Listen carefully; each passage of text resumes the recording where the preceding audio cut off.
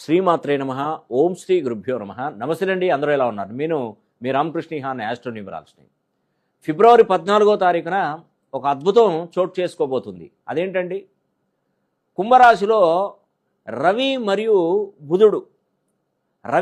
బుధుడు రెండు గ్రహాలు కుంభరాశిలో చేరబోతున్నాయి. అంటే ఒక విధంగా చెప్పాలంటే రవి మరియు బుధుడు కలిస్తే బుధ ఆదిత్య యోగం అనేది కూడా కలగబోతుంది. ఫిబ్రవరి 14వ తారీఖు గుర్తుంచుకోండి.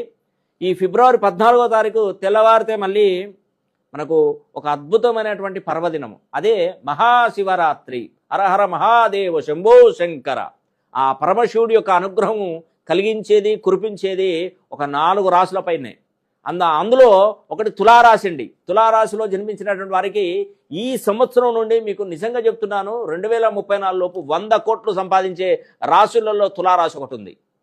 అందులో భాగంగా కుంభరాశిలోనే ఇప్పుడు రవి బుధుడు కలిస్తే బుధ ఆదిత్య యోగం ఏర్పడబోతుంది. కుంభరాశి వారికి ఇదొక అద్భుతమైనటువంటి యోగంగా చెప్పగలుగుతున్నాను.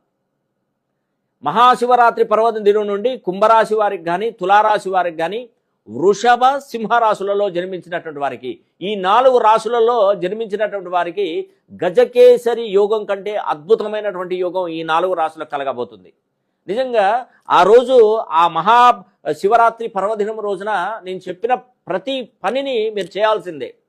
చక్కగా ఉదయం తెల్లవారుజామున ఎక్కడైనా మీకు మారేడు చెట్టు ఉంటుంది కదా, ఆ మారేడు చెట్టు దగ్గరికి వెళ్ళి వీలైతే ఒక 11, లేదు అంటే మీకు ఓపిక ఉంటే 108 బిలోపత్రాలు తీసుకోండి. ఆ రోజు కంపల్సరీ చేయాల్సిందే. ఈ యొక్క బిలోపత్రాలు తీసుకొని చక్కగా వాటిని చక్కగా కడిగేసి వాటిని గంగాజలంతో తడపండి. ఆ బిలోపత్రాలని తడిపేసి దాని మీద ఒక కర్ర ముక్క తీసుకొని, గంధం తీసుకొని ఓం నమ శివాయ అని ఓపికగా రాయండి.